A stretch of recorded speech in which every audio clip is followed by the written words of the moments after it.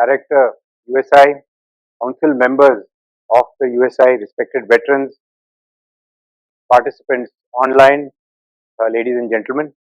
I am extremely happy to be here today, and not only happy, very honored to be here today, because as a think tank, USI has been guiding intellectual thought for more than 150 years. It's the oldest think tank of India. The USI Journal is the oldest surviving journal in Asia, first published in 1871. Therefore, again, it's truly an honor to get an opportunity to speak to all of you at USI today. Recently, my staff chanced upon the first edition of the USI Journal, had an article published in 1870. The title read, I quote, "Rough Notes on Information, Equipment and Dispatch of a Force from India for Service Beyond India's Seas." I think it's only befitting that we are talking today and looking beyond the near seas of India into the wider Indo-Pacific at a venue, the USI, that has valued India's maritime orientation for several years. In terms of my talk today, I plan to put it in three parts. The first is give you an overview of the Indo-Pacific and the trends in the Indo-Pacific. Then cover the significance of Indo-Pacific, a few points, not the entire thing, but significance of Indo-Pacific for India. And finally, come to the main part, which is the Indian Navy's approach, becoming a key maritime force in the Indo-Pacific. The first part about the overview and trends in Indo-Pacific. Now, Indo-Pacific is becoming an increasingly common term in popular discourse, to a point that it sometimes sounds cliched. But I think it is important to understand the significance of.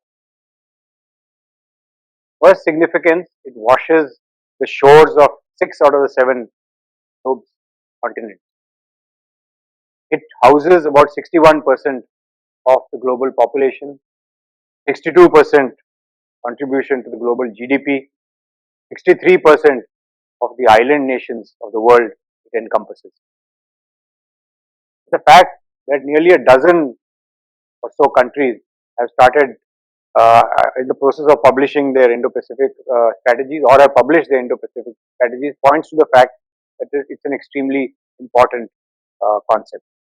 And these countries include the likes of the US, France, Germany, UK, EU, Netherlands, ASEAN and Japan. Also, the great power competition is being played out fairly vigorously in these waters. And this is a change, because for a change, this is in our backwaters, unlike the previous Cold War that happened earlier.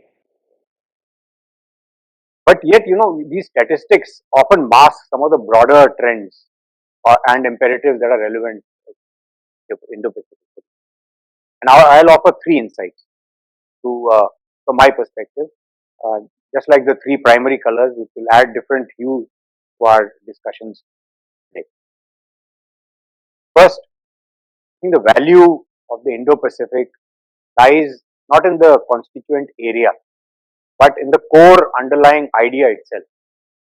When you look geographically or cartographically, you can divide an area either as a physical area, which is based on natural geographic demarcations like land, water, mountains, deserts, seas, oceans, or you can have a political map where you look at political boundaries, countries, continents, and islands. But I think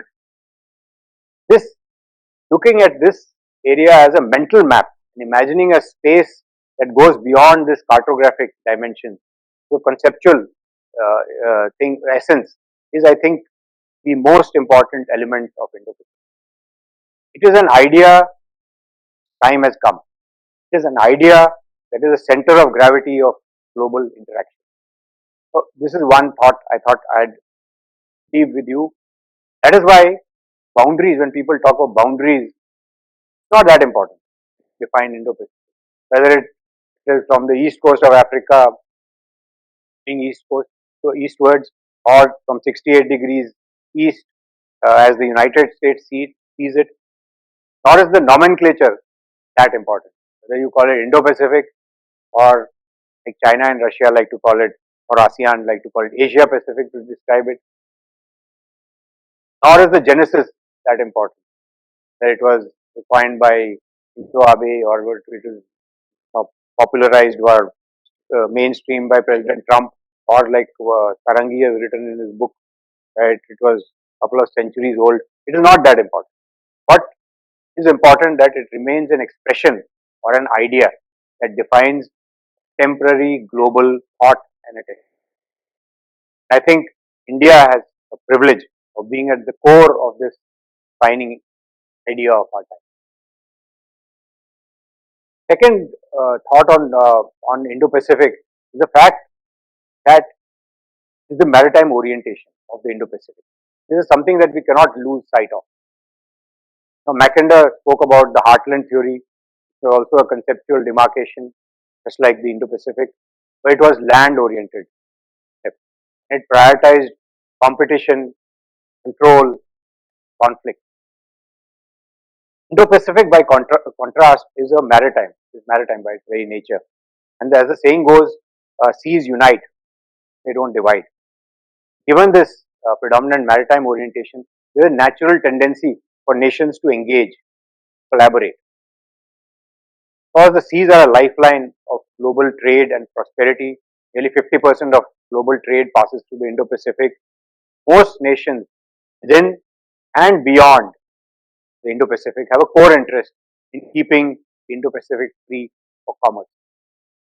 That is also why concepts such as like-minded partners, free, open, inclusive seas, these have gained currency. Concurrent with the growing relevance of the idea of Indo-Pacific. In fact, Honorable Prime Minister Modi calls the Indo-Pacific a natural region where the destinies of constituent nations are deeply interlinked.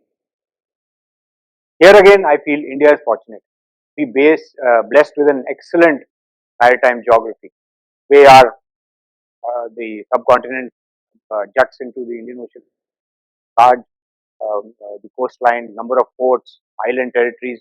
I think we are well suited to harness the overall maritime orientation of the Indo. Having said these two things, but let us remember that maritime orientation itself, by and itself, does not assure any global conciliation and consensus. You all know some of the intense conflicts have been waged through maritime geography. It was the Athens and Sparta, whether it was Britain and France, or the Pacific campaigns of World War II. So we have to be aware of the evolving nature of the competition and contestation region. This is the third facet of Indo-Pacific that which would shape the Indo-Pacific.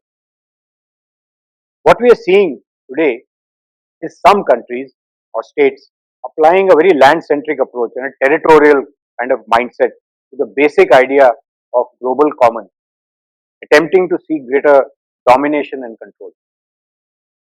And therefore, the increasing challenge to international rules, regulations, reinterpretation of conventions, which has the danger of converting the global commons as we have to which we have prospered into contested seas. Or if I Hugo Grotius's Mare Liberum to Mare Clausum. This is our danger that we face today. And as the basic precepts of the maritime orientation of Indo-Pacific are challenged, competition in the Indo-Pacific is becoming more diverse. You are having levers of diplomacy, commerce, ideology, values, science and technology, everything apart from military being applied. There is also a day-to-day competition for influence, the sea all around. Leverage, geostrategic space that is increasingly being witnessed in Indo-Pacific. So when I talk about this jostling that is happening on a day-to-day basis, I would like to introduce a term which many of you would know, but the term called, there's a situation of a complex competition continuum that is shaping the Indo-Pacific. And there are three elements to this competition continuum. We are transitioning from a period of busy peace. So earlier, your time, many of you veterans are here, and my time, we were used to this idea of there'd be war and we would subjugate the enemy, and there'd be peace and we'll prepare for war. But this is more diffuse now. Actors are using diverse playbook of actions and counteractions within this competition continuum on a day-to-day basis, and many times remaining below the threshold of conflict. Second aspect of competition continuum is that we have been so far used to a very linear escalation ladder, but this is not so in this competition continuum. The CDS of United Kingdom, he has described this escalation ladder not as an escalation ladder, but an interwoven spider's web of escalation, where an action in one domain or escalation in one domain can be responded in another domain. For example, if there is territorial salami slicing, it will be responded by economic salami slicing, be responded by diplomatic salami slicing, as we have seen in Galwan and as we are seeing now after the COVID situation. Therefore, what this implies, the second point, implies that we need tighter integration of all sources of national power. I'll come to that later. It is an imperative when you want to compete in this competition. Thirdly, as far as competition continuum is concerned, we have to face the fact that autocratic powers enjoy a natural advantage here. They are able to apply all their leverages in a focused manner, something that one of the writers termed as sharp power, to undermine and weaken the very sources of power of democracy.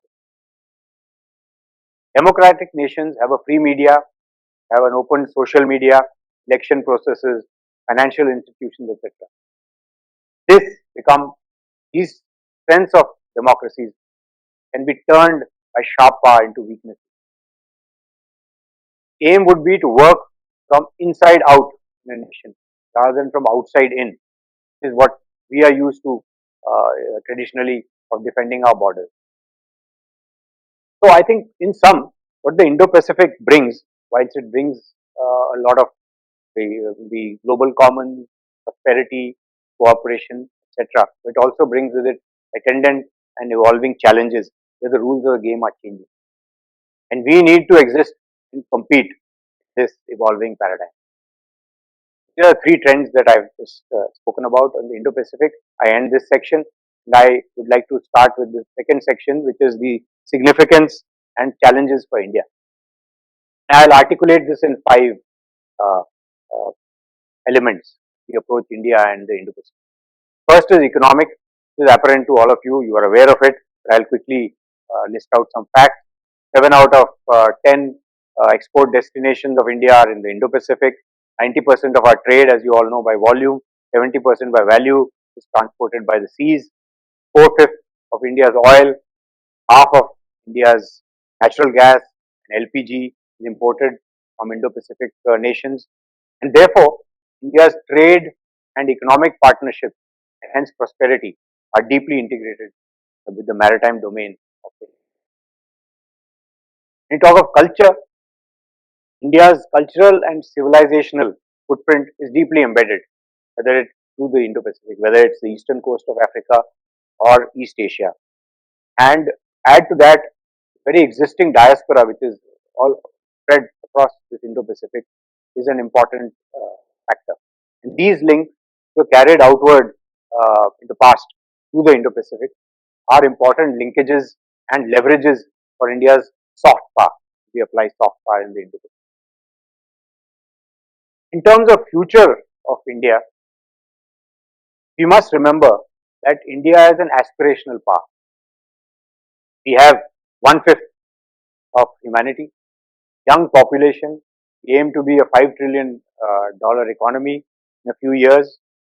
Therefore, a key national interest for India is to assure the prosperity and of India. The only way to do this, to my mind, is to move outwards, spread outwards, seek opportunities in the world. Cannot get prosperity by sitting within your boundaries. Here, the Indo-Pacific provides us several opportunities and an underlying conceptual glue to engage closely and proactively. And finally, in terms of geostrategy, to my mind, Indo-Pacific offers a, really an opportunity for us to break out of this mold of land-centric and border-focused nations that hitherto has been our dominant approach. The border-focused approach limits us truly harnessing our fullest potential, expanding our geostrategic gaze and influence to the wider globe. The waters of Indo-Pacific offer such an opportunity. Move outwards and seek India's rightful place in the Committee of Nations or in global affairs. I'll quote the Honorable External Affairs Minister in his book, India Way, which you all must read. I quote, the real obstacle to India's rise is not anymore the barriers of the world, the dogmas of Delhi. I think the Indo-Pacific offers us prospect, a canvas on which we can sketch our future progress. To my mind, therefore, Indo-Pacific really is India's theatre of opportunity. So, having spoken about the importance of Indo-Pacific to India, I'll come to the final section, which is the Navy's approach to become a key maritime force in the Indo-Pacific. Given the maritime orientation of Indo-Pacific, navies are extremely important. Will have to play an important role in meeting national goals, and Indian Navy is no exception. When I will talk about Indian Navy's efforts, I'll put them in 5 lines of effort. Come to mind how the Navy is working to further India's interest in the Indo-Pacific. The first line of effort is very inherent to maritime operations, which is collaboration and cooperation with like-minded partners for comprehensive maritime security. If we are to secure India's interests and region's interests, safe and secure seas become imperative. It is a given. And when you look at the expanse of, will not talk of Indo-Pacific, I talk of only Indian Ocean region, it is 20 times the landmass of India. We recognize that no one can do it alone. Therefore, we need to collaborate like-minded partners. And in this endeavor, India is guided by a fourth overarching concept of or vision of Sagar, security and growth for all in the region. Act East goes beyond look East and includes security and widens the scope to the Indo-Pacific. Neighborhood first, which encapsulates our impetus to a well-knit neighborhood. And why a well-knit neighborhood is important? Because if there are fissures even in your neighborhood, they can be exploited. So, as part of the broader Government of India direction, Navy is working like-minded navies, especially littoral, strengthen something called the collective maritime competence. This is an important mission statement for the Navy. We want to prove or strengthen the collective maritime competence of our region. But each Navy and each nation, I'll talk of Indian Ocean region, brings certain unique capabilities table. Whether it is expertise in certain kind of warfare, whether it is intelligence, whether it is technology, whether it is their geographical location or assets. So we can harness all these to tackle the common challenges together by creating a participative, inclusive ecosystem rather than a prohibitive, elitist one. This is what I have been doing as a chief the last 2.5 years. Forging collaborative frameworks was also an important part of strengthening collective maritime competence. And of course, if we've had the IONS or Indian Ocean Naval Symposium, which has been only slightly over a decade old, but has achieved significant strides in promoting collaborative engagements in the Indian Navy has led the formulation of the IONS HADR guideline for IOR littoral. It has been accepted by all members. We also working on information sharing and interoperability. Large ambit for if you get all the IONS nations on board, it will be a great achievement in collective maritime competence. We have started the Goa Maritime Conclave couple of years back. It's a constructive dialogue with the closer neighborhood and outcome oriented, low hanging fruits, smaller groups getting focused consensus. So, this is some of the work we are doing, and there's a linked thing about collaboration and cooperation is developing interoperability with other large and developed navies. Why do I need this? First, why do we need interoperability? First, because we have to help, it will help us collectively respond to a situation when needed. Secondly, it helps us learn best practices through exercises and engagement. And towards this, we are coordinating operations with regular navies and exercising often with like-minded navies. In fact, I've been discussing with other chiefs shift from interoperability, something called interchangeability, wherein our assets could even park, our people could go on each other's assets. Our assets like helicopters could embark each other's ships. So in sum, what Navy is aiming to do is not, as the director mentioned, be a net security provider, but I think a little softer approach of being a preferred security partner in the Indo-Pacific. Aim is to build trust with like-minded navies. Ties do not develop overnight. Trust cannot be surged. This is as far as the first line of effort, which is collaboration and cooperation, go. Second line of effort is readiness to operate in this competition continuum that I spoke about and to win the peace on a day-to-day basis. For this, first start point is get the conceptual clarity on how to operate in this kind of continuum. You know, as men and women in uniform, we are managers of violence. We need to use the tools at our disposal to offer solutions tailor-made to the situation. In the past, we have been accustomed to this thinking of conflict and peace as binaries, like I explained to you. And this all or nothing approach, confronted with something which doesn't fit into either, is, however, will not work. Now, we in the Navy cannot remain tied to some narrowly focused strategy. We need to develop tools and support systems, create options for day-to-day busy peace competition. In sum, I think we have to rethink how we handle future challenges.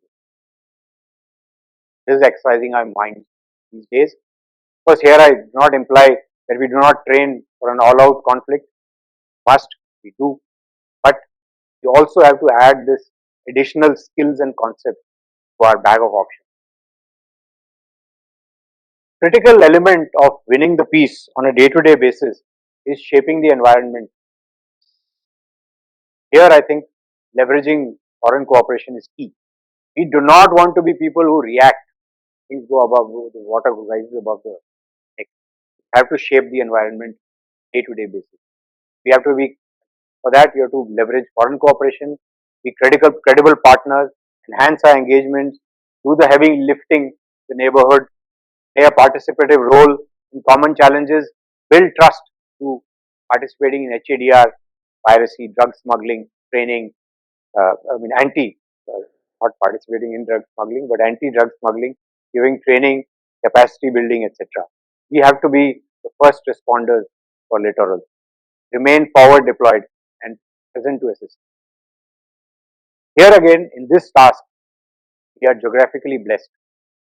We can leverage our central location in the Indian Ocean. At the moment I'm talking about Indian Ocean, because our location aids reach and sustenance the IOR. Because being there is half the battle. For example, when our ships happen to be off Mozambique when Cyclone Idai hit Mozambique, and we were the first there to provide relief, that makes a difference. Towards this, Navy is pursuing standing reciprocal logistics arrangements with other countries where our ships can go and fuel there, standing arrangements for operational turnaround for specific ports.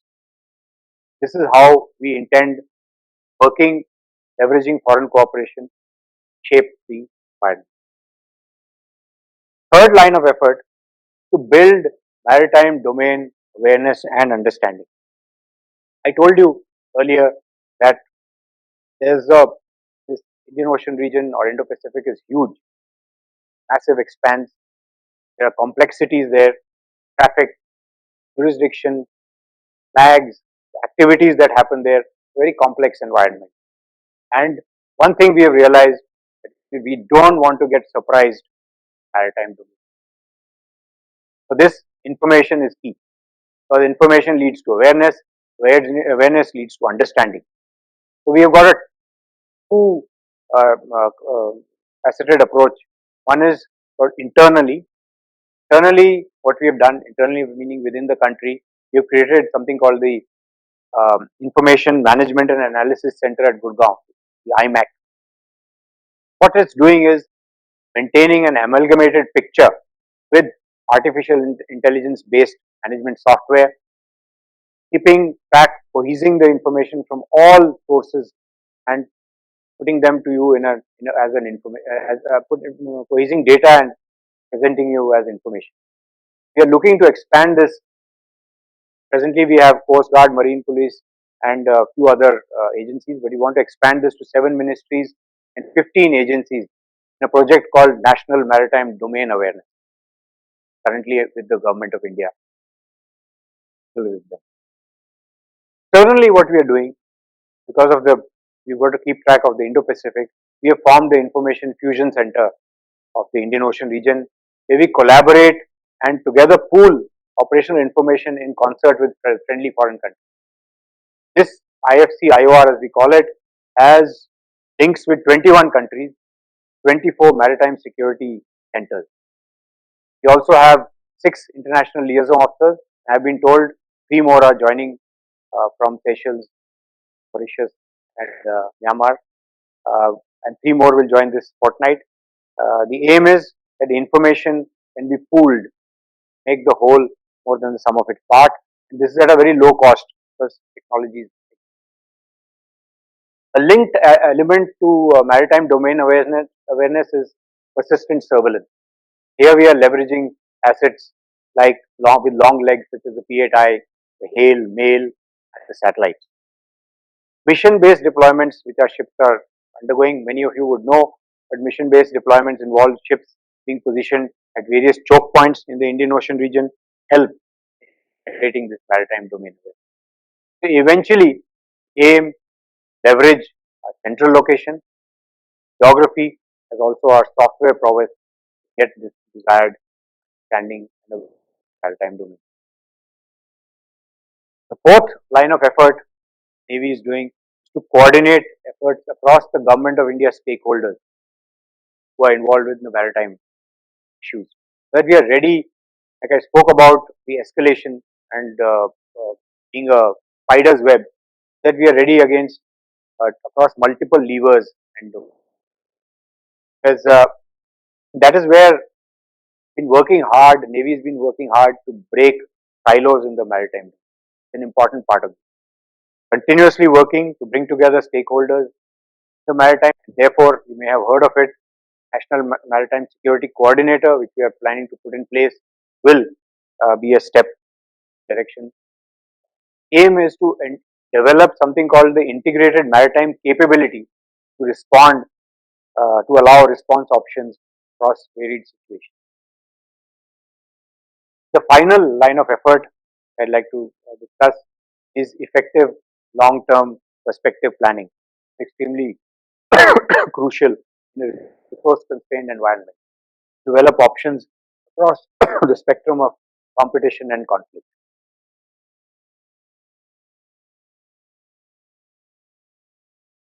When I talk of perspective planning, focus is to develop a future-proof, balanced fleet with blue water and brown water capabilities, stressing on capabilities, not platform.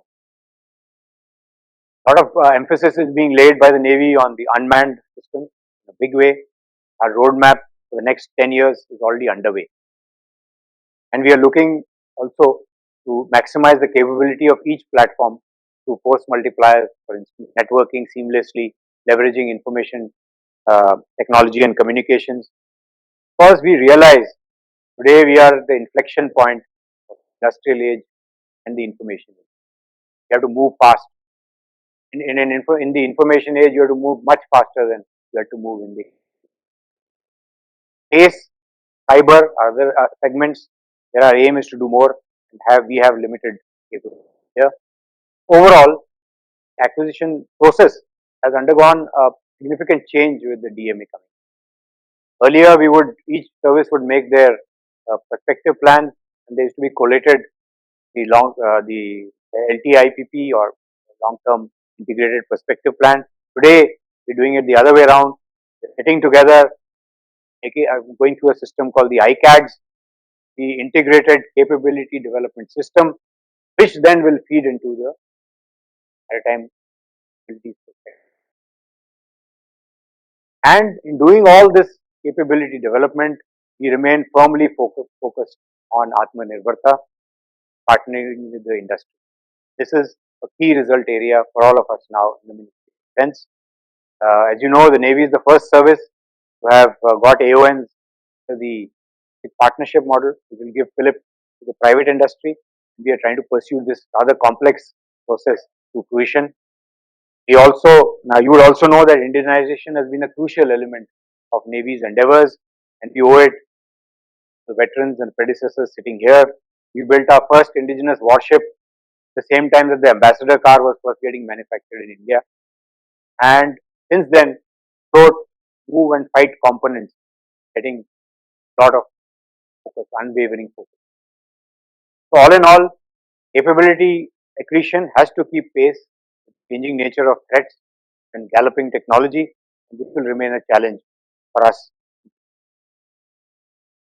I'd like to conclude, just rattle out some of the points that I've just covered. The Indo-Pacific lies at the very center of is an idea which lies at the very center of global engagements and changes. Its value comes from the underlying idea, contemporary relevance, maritime orientation. At the same time, Indo-Pacific is witnessing new forms of competition and contestation. In many ways, we are living amidst a competition continuum, changing the rules of the game of geopolitics. For India, which is blessed by geography and compelled by imperatives, Indo-Pacific forms a theatre of opportunity must harness to the fullest.